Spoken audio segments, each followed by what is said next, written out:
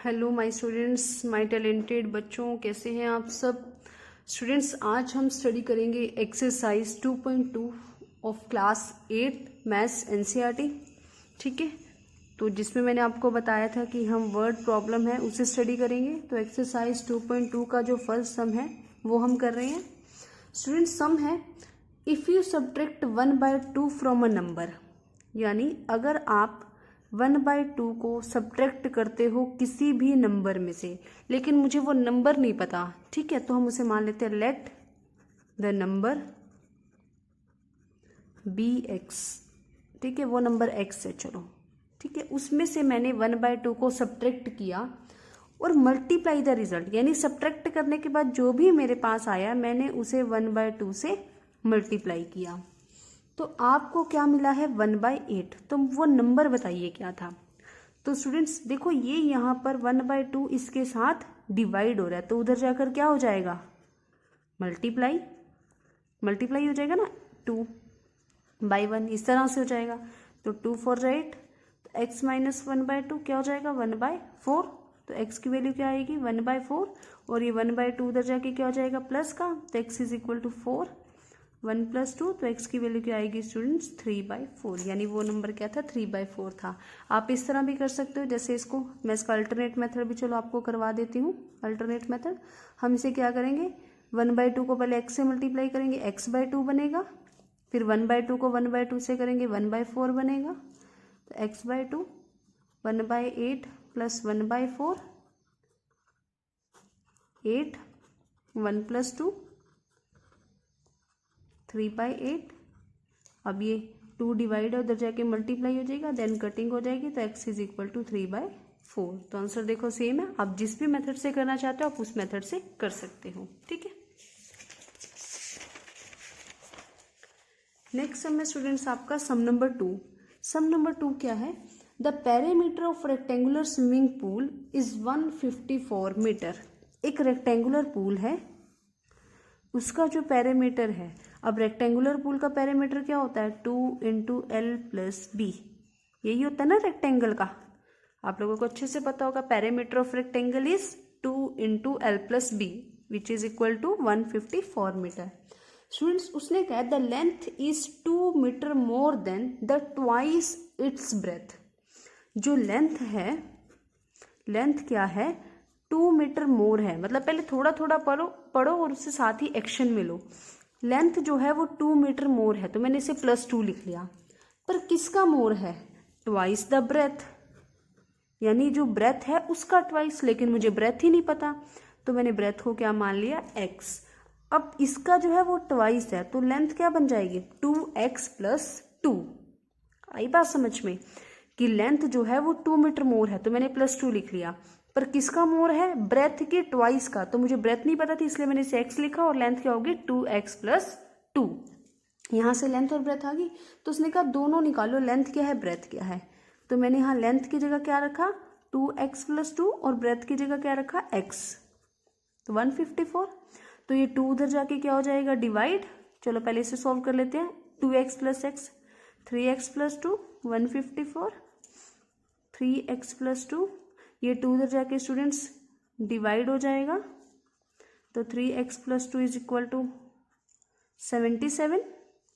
तो 3x is equal to 77 - 2, 3x is equal to 75, 75 divided by 3, x is equal to 25 metre, यानी x की value क्या है 25 metre. It means कि आपकी जो ब्रेथ है वो क्या है 25 मीटर, यानी इस रेक्टेंगुलर पूल की जो ब्रेथ है वो 25 मीटर है। अब मैं इसकी लेंथ कैसे निकालूंगी 2x + 2, 2 की जगह आप x की जगह आप क्या पुट करोगे 25, तो 25 × 50, 50 + 2 कितना होगा 52 मीटर। तो ये आपकी लेंथ थी स्टूडेंट्स, ये आपकी ब्रेथ है। ठीक है, नेक्स्ट सम है student sum number 3। The base of an isosceles triangle, एक आइसोसेलेस ट्रायंगल है, उसका जो बेस आइसोसेलेस ट्रायंगल आपको पता है ना जिसकी 2 साइड्स इक्वल होती हैं, यस, तो 4/3 centimetre. The perimeter of rectangle, perimeter उसने बोला है, पेरीमीटर है जो ट्रायंगल का वो 4 2/15 है। मतलब पेरीमीटर मतलब क्या होता है पैरामीटर क्या होता है आइसोसेलेस ट्रायंगल का? पैरामीटर ऑफ ट्रायंगल, और वो भी कौन सी है? आइसोसेलेस। तो अब इसका क्या होगा? Sum of all sides. But student मुझे साइड पता तो है नहीं है क्या है, तो मैं एक साइड को x मान लेती हूँ। तो let one side be x। तो ये दोनों इक्वल होती हैं, अगर ये x है तो ये भी क्या होगी? x। ठीक है, और पैरामीटर दिया क्या हुआ है हमें? पैरामीटर ऑफ ट्रायंगल दिया क्या हुआ है हमें? 4 2/15 सेंटीमीटर, ये हमें गिवन है। ठीक है क्वेश्चन में। तो मैं इसे कैसे लिख सकती हूँ? According to question x plus 4/3, यानी तीनों साइड्स का सम इज इक्वल टू 15 4 जा 60, 62/15। तो ये 2x हो जाएगा,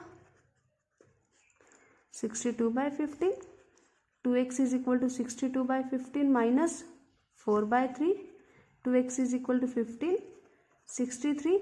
यहाँ पे हो जाएगा 3 5 5 4 जा 20, 2x इज इक्वल टू 42/15। अब यहाँ पर क्या होगा स्टूडेंट? x की वैल्यू 42/15 थी, तो ये 2 यहाँ पर मल्टीप्लाई था, इधर आके डिवाइड हो जाएगा। तो 2 को इससे किया 21। अब इसे 3 पे कट करेंगे तो x की वैल्यू क्या आई? 7/5। इट मीन्स जो दोनों साइड्स की मेजरमेंट है, लेंथ है, वो क्या है? 7/5 सेंटीमीटर। ठीक है, अब हम करेंगे इसका next sum. Four sum student, sum of two numbers is 95। दो नंबर्स का सम जो है वो 95 है, यानी मुझे वो दो नंबर नहीं पता। ठीक है, पर उन दोनों को ऐड करने पे मेरे पास सम जो आ रहा है वो 95 आ रहा है। और उसने बोला जो एक नंबर है ना वो दूसरे से 15 बड़ा है। इट मीन्स एक्सीड कर रहा है। एक्सीड का मतलब उससे वो 15 ज़्यादा है। तो let one number be x।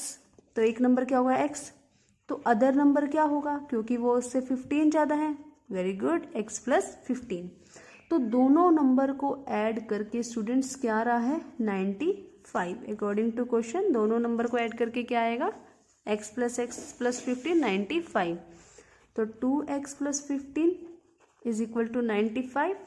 2x is equal to 95 minus 15, तो 2x is equal to 80 and x is equal to 80/2 which is 40। It means पहला जो नंबर था वो क्या था? 40, और जो दूसरा नंबर क्या था वो क्या था? 40 प्लस 15 विच इज 45। यानी वो दो नंबर क्या थे? सॉरी 55। ठीक है, वो दो नंबर क्या थे? 40 एंड 55। ये देखो दोनों को ऐड करेंगे तो हम क्या आएगा?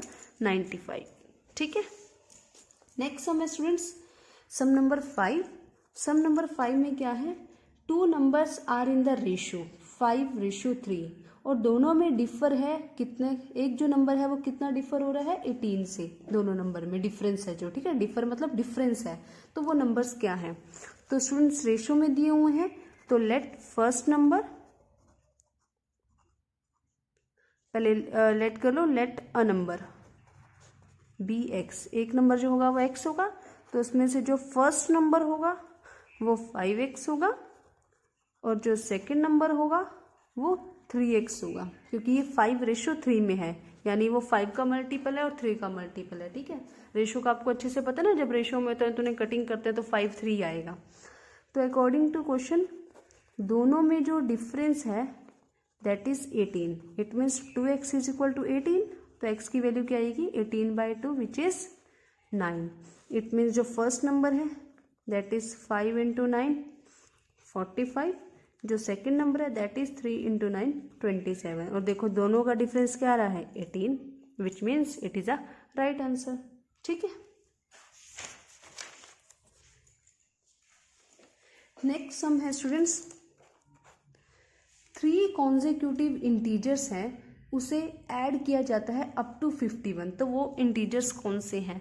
तो स्टूडेंट्स हम पहला इंटीजर मानते हैं x। Let first integer x। Students consecutive का मतलब होता है जो इंटीजर्स लगातार आ रहे हैं। ठीक है, उसे हम क्या बोलेंगे? कॉन्जिक्यूटिव। जो इंटीजर्स हमारे लगातार आएंगे उसे क्या बोलते हैं स्टूडेंट्स? Consecutive integer. तो हमारा जो सेकंड इंटीजर होगा वो क्या होगा? x + 1। क्योंकि इसके बाद जो होगा वो x+1 ही होगा। इसी तरह से थर्ड क्या होगा, यस वेरी गुड, x+2। ठीक है, इस तरह से होगा। तो अकॉर्डिंग टू क्वेश्चन इन तीनों इंटीजर्स को अगर ऐड करें, इट मीन्स x+1 x+2, तो जो सम है वो क्या है 51। तो x यानी 3x, इनके आगे कुछ नहीं है तो 1 है, और 1x कितना होता है 3x, तो 2 + 1 3, 51। तो 51 - 3, 3x = 48। तो x की वैल्यू क्या होगी 48 / 3 विच मीन्स 16। तो यहाँ से आप यानी फर्स्ट इंटीजर आपके पास है 16, सेकेंड आपके पास है 16 + 1 17, एंड थर्ड आपके पास है x+2 विच मीन्स 16 + 2 18। तो वो तीनों इंटीजर्स क्या थे स्टूडेंट्स, 16 17 एंड 18। ठीक है, ठीक है। नेक्स्ट सम है स्टूडेंट आपके पास, सम ऑफ 3 कॉन्जिक्यूटिव मल्टीपल्स ऑफ 8। अब मुझे कॉन्जिक्यूटिव मल्टीपल बताना है। ठीक है, तो मैं फर्स्ट मान लेती हूँ, फर्स्ट जो मल्टीपल है उसे x मान लेते हैं। तो जो स्टूडेंट सेकंड होगा वो क्या होगा x+8, एंड थर्ड क्या होगा स्टूडेंट्स x+16। तो according to question x+8 x+16 which is equal to 888। तो क्या हो जाएगा 3x + 24, 888, 3x = 888 - 24। तो यहाँ से माइनस किया, इसमें से 4 के 4 6 864। तो इसे हम क्या करेंगे 3 से डिवाइड करेंगे, क्या आंसर आएगा 3 × 2 = 6, 3 × 8 = 24, 3 × 8 = 24। इट मीन्स जो हमारा पहला मल्टीपल है दैट इज 288, जो हमारा सेकंड मल्टीपल है दैट इज 288 + 8, और जो हमारा थर्ड मल्टीपल है दैट इज 288 + 16। तो ये हमारे तीनों जो है वो मल्टीपल है, कॉन्जिक्यूटिव मल्टीपल ऑफ 8।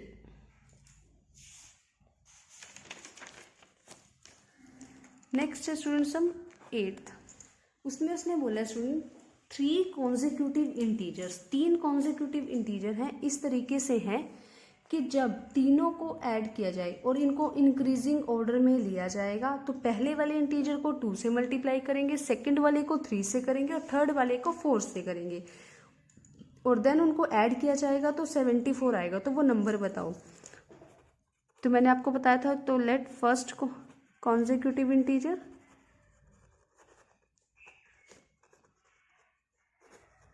x, तो सेकंड क्या होगा स्टूडेंट x+1, एंड थर्ड क्या होगा x+2। अब अकॉर्डिंग टू क्वेश्चन क्या है कि अगर हम फर्स्ट वाले को 2 से मल्टीप्लाई करें, सेकंड वाले को 3 से मल्टीप्लाई करेंगे, और थर्ड वाले को 4 से मल्टीप्लाई करेंगे। ऐसे ही बोले ना उसने, फर्स्ट वाले को 2 से मल्टीप्लाई, सेकंड वाले को 3 से, थर्ड वाले को 4 से रिस्पेक्टिवली। रिस्पेक्टिवली का मतलब होता है फर्स्ट वाला फर्स्ट के साथ, सेकंड वाला सेकंड के साथ, इसी तरह से लेंगे हम। ठीक है, तो इस तरह से अगर हम मल्टीप्लाई करेंगे तो स्टूडेंट जब इनको मल्टीप्लाई करने के बाद ऐड करेंगे तो आंसर आएगा 74। तो हम देख लेते हैं 2x 3x + 3, क्योंकि हॉल में इसलिए दोनों के साथ होगा, 4x + 8 = 74। तो 2x + 3x + 4x, 2 + 3 5, 5 + 4 9, एंड 8 + 3 11। तो 74 - 11 विच इज 63, 63 / 9 विच इज 7। ठीक है, तो इस तरह से वो हमारे 3 कॉन्जिक्यूटिव नंबर क्या थे students, x = 7, x+1 = 7 + 1 8, and x+2 = 7 + 2 which means 9। ठीक है, नेक्स्ट है स्टूडेंट हमारे पास सम नंबर 9। सम नंबर 9 क्या है स्टूडेंट्स कि the ages of Rahul and Haroon are in the ratio 5:7। Rahul और हरून दोनों की एज का रेशियो दिया हुआ है दैट इज 5:7। तो आप लगा लो लेट एजेस बी एक्स, उन्हें एक्स मान लेते हैं। तो एज ऑफ राहुल क्या होगी students? 5x and age of Haroon, very good, 7x। ठीक है, फिर उसने बोला कि 4 ईयर लेटर, लेटर मैंने बाद में, यानी 4 साल के बाद जो उनकी एज का सम है, सम मैंने टोटल, यानी आफ्टर 4 ईयर्स देयर एजेस, 4 साल के बाद उनकी एजेस क्या होंगी? राहुल कितना हो जाएगा?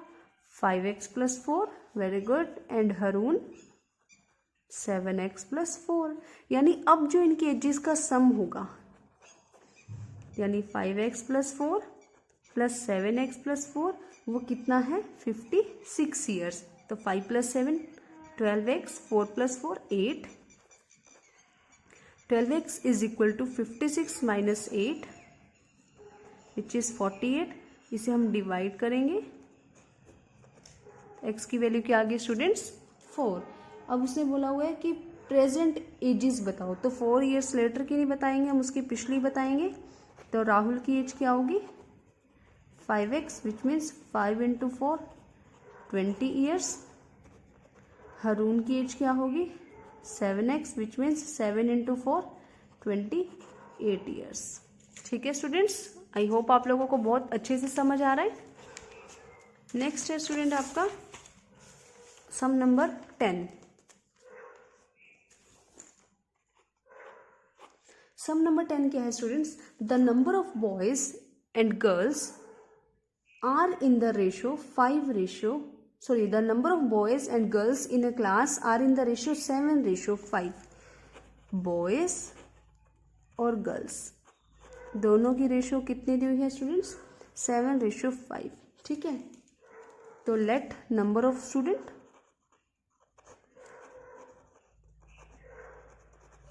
बी x, देन बॉयज क्या होंगे? 7x एंड गर्ल्स क्या होंगी स्टूडेंट्स? 5x। ठीक है स्टूडेंट्स, उसने बोला द नंबर ऑफ बॉयज, जो बॉयज हैं वो 8 ज़्यादा है गर्ल्स से। बॉयज जो हैं वो गर्ल्स से 8 ज़्यादा है। तो स्टूडेंट्स बहुत सारे बच्चे इसे मिस इंटरप्रेट करते हैं स्टेटमेंट को, वो सोचते हैं कि बॉयज़ में 8 ऐड करना है। बॉयज़ में 8 ऐड नहीं करना स्टूडेंट्स, हम गर्ल्स में करेंगे, क्योंकि गर्ल्स में अगर मैं 8 ऐड करूँगी तभी तो वो बॉयज़ की इक्वल आएगी। दोबारा सुनो, अगर मैं गर्ल्स के अंदर 8 ऐड करूँगी तभी तो वो बॉयज़ की इक्वल आएगी। ठीक है, तो हम क्या करेंगे, जो बॉयज़ हैं वो कैसे आएंगे? देखो जितनी गर्ल्स हैं उनसे 8 ज़्यादा हैं वो। उन्होंने बोला है the boys are 8 more than the number of girls, यानी गर्ल्स में 8 ज़्यादा है। तो 7x - 5x = 8, तो 2x = 8। तो x की वैल्यू क्या आ गई? 8/2 विच मीन्स 4। अब देखो हम बॉयज़ को निकालते हैं, यहाँ पे 7x था ना, विच मीन्स 7 × 4 28, और गर्ल्स क्या थी? 5x which means 5 × 4 20। तो देखो आगे ना बॉयज़ जो गर्ल्स से 8 ज़्यादा। ठीक है,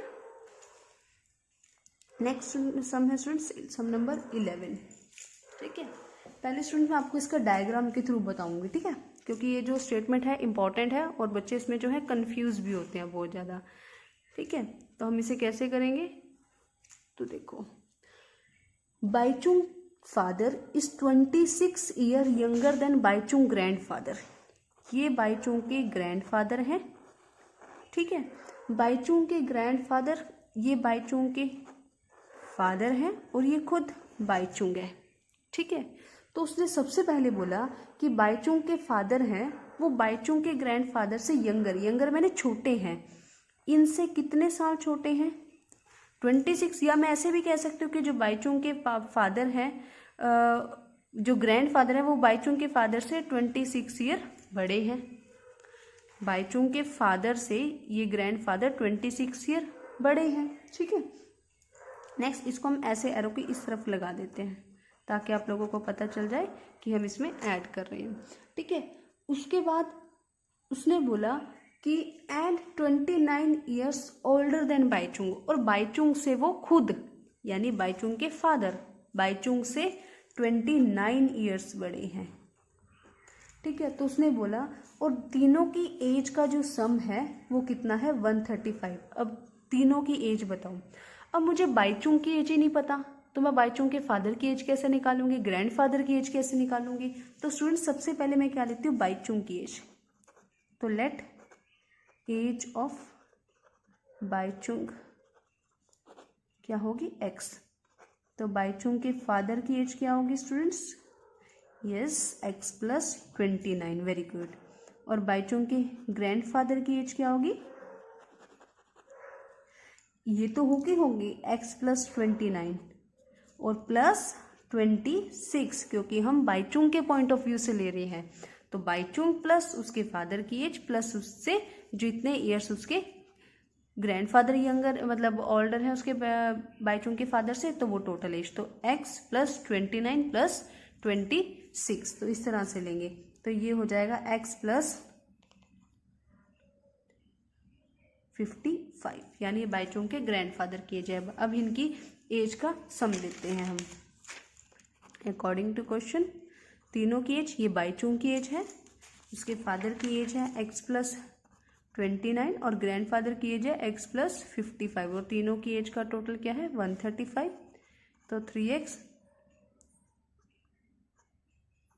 84, 3x इज इक्वल टू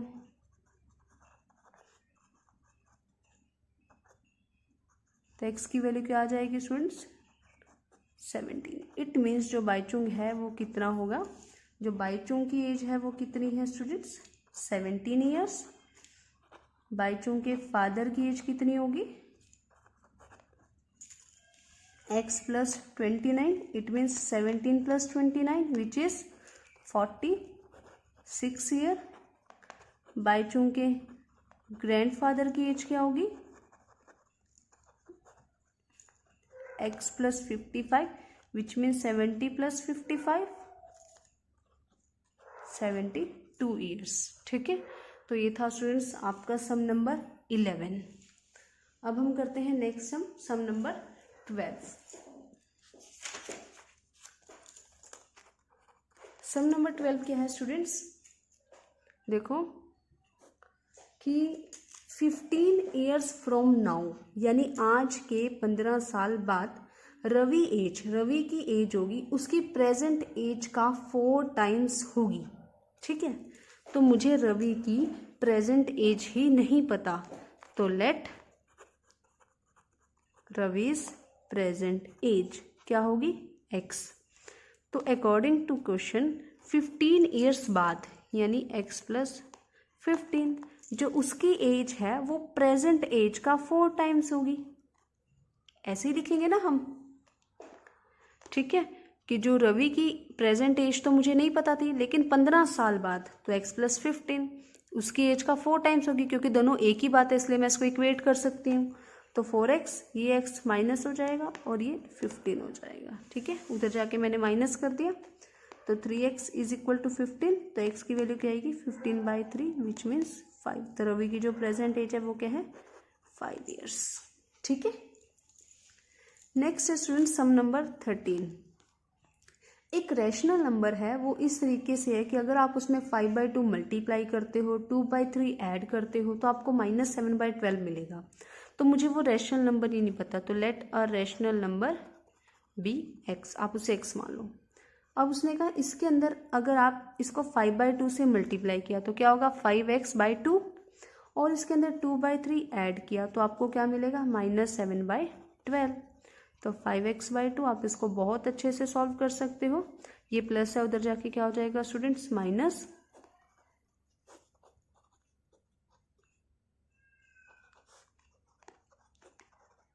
-15, दोनों ऐड होंगे। अब 2 स्टूडेंट्स डिवीजन में, उधर जाके मल्टीप्लाई होगा और ये मल्टीप्लाई इधर आके डिवाइड होगा, ये कटिंग हो जाएगी स्टूडेंट्स, तो -1/2। तो ये इसका आंसर है, यानी वो नंबर क्या था -1/2। नेक्स्ट सम है स्टूडेंट्स, इसे मैं दोनों तरीके से कराऊंगी आपको। एक बार इसको पहले मैं डायग्रामेटिकली बताती हूँ कि ये क्या चीज़ है, ठीक है। लक्ष्मी ना एक बैंक में कैशियर थी, उसके पास करेंसी नोट थे जिसमें अलग अलग डिनोमिनेशन थी। डिनोमिनेशन का मतलब होता है स्मॉल वैल्यूज, ठीक है, small values of currency, currency की जो क्या होती है स्मॉल वैल्यूज।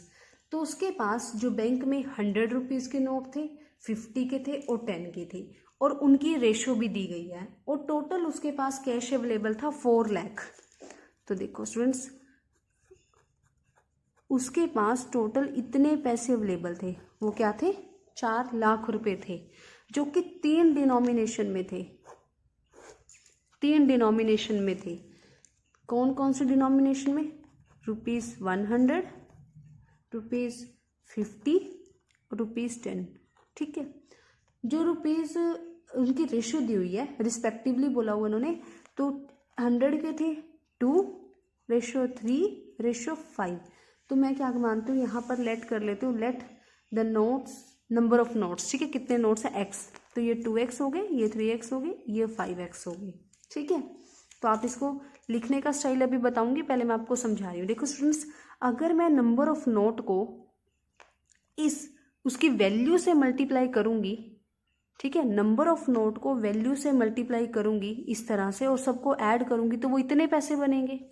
फॉर एग्जाम्पल, इतने नोट हैं और 100 रुपये के हैं, इतने नोट हैं और 50 रुपये के हैं, इतने नोट हैं और वो 10 रुपये के हैं, ठीक है, और इन सबको ऐड किया तो कितने पैसे बनेंगे, 4 लाख, ऐसे ही बनेंगे ना। तो इसे यहाँ मल्टीप्लाई किया, 200x, 150x और 50x which is equal to 4 lakh. तो कितना हो जाएगा, 400x। तो x को इससे डिवाइड करेंगे तो आपके पास क्या आएगा, 1000। तो उसने पूछा है हाउ मैनी नोट्स, कितने नोट्स हैं हर एक उसके। तो आपके पास जो नंबर ऑफ नोट्स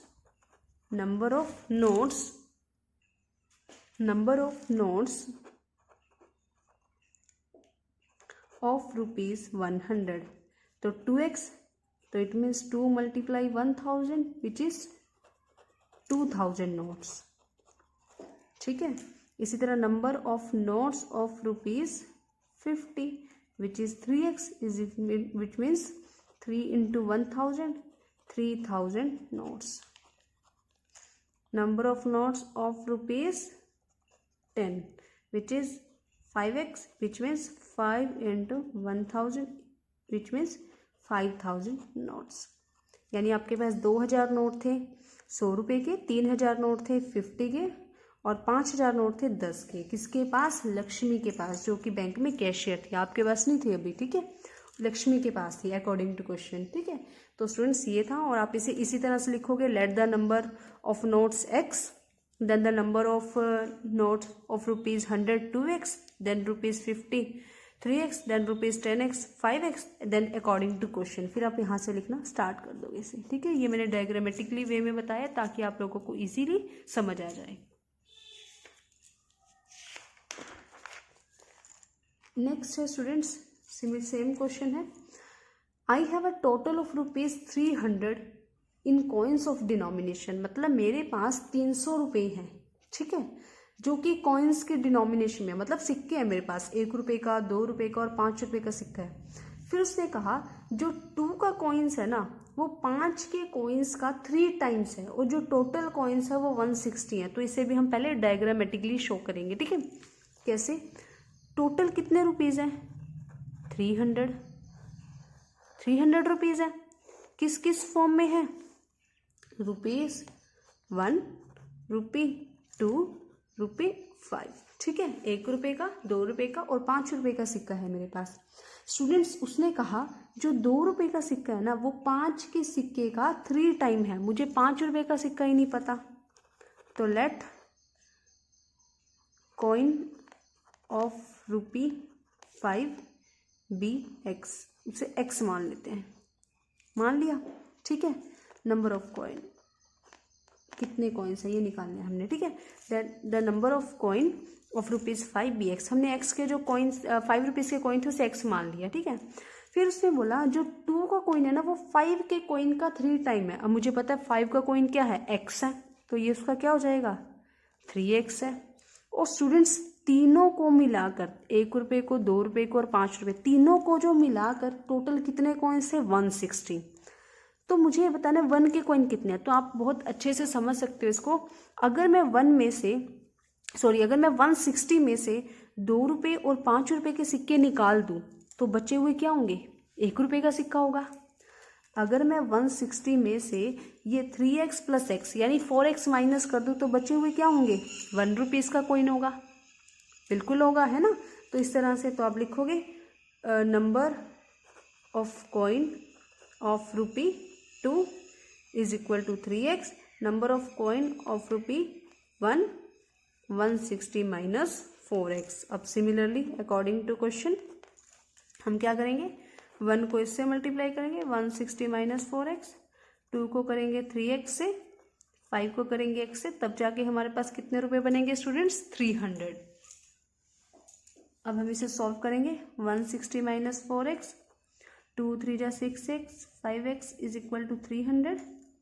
तो क्या होगा 160, 5 और 6 11, 11 में से 4 गया 7x, ठीक है। तो यहाँ पे क्या होगा अब हमारे पास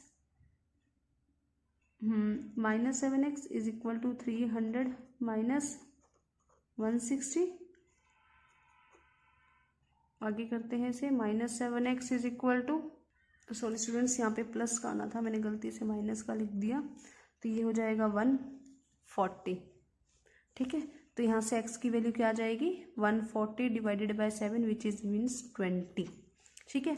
तो यहाँ से आप लिख सकते हो जो 5 की कॉइन्स है वो कितने होंगे 20, और यहाँ पे 23 जा 60 कॉइन्स, और 24 जा 80, 160 में से 80 माइनस करो तो 80। इट मीन्स जो 20 कॉइन्स है वो 5 रुपये के थे, 60 कॉइन्स है वो 2 रुपीज़ के थे, और 80 कॉइन्स है वो किसके थे 1 रुपये के कॉइन थे। आप इसे चेक भी कर सकते हो स्टूडेंट्स इजीली, ठीक है। जैसे 20 को 5 से किया 100 तो 100 रुपीज़ बने, 60 को 2 से किया 120 बने, 80 को किया 1 से 80 बने, तो टोटल करो देखो स्टूडेंट्स 300 रुपीज़ आपके पास है, ठीक है। चलो अब हम लास्ट सम करते हैं इस एक्सरसाइज का स्टूडेंट। 15 के बाद है सम नंबर 16। तो 16 सम क्या है स्टूडेंट हमारा, एक ऑर्गेनाइजर था एसए कंपटीशन होता ना, आपके भी स्कूलों में होता होगा।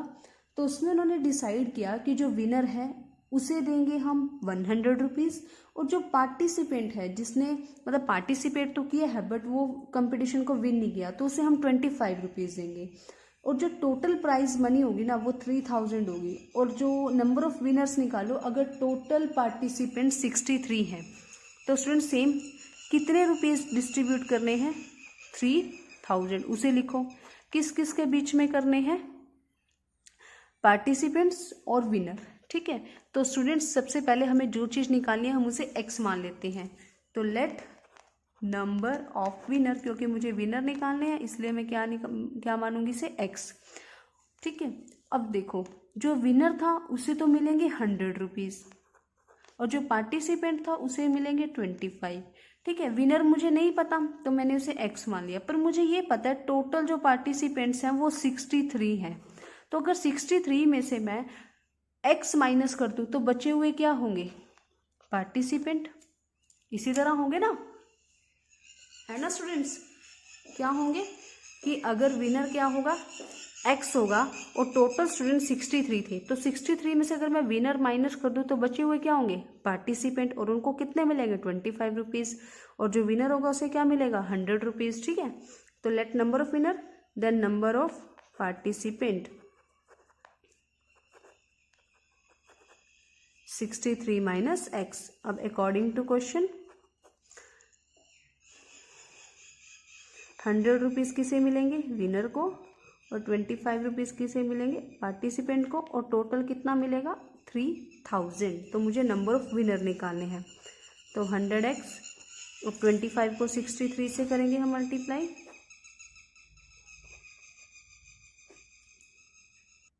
कितना आएगा students 1575 minus 25x is equal to 3000। 100 में से 75 माइनस करोगे 75x और ये स्टूडेंट्स उधर जाके माइनस हो जाएगा।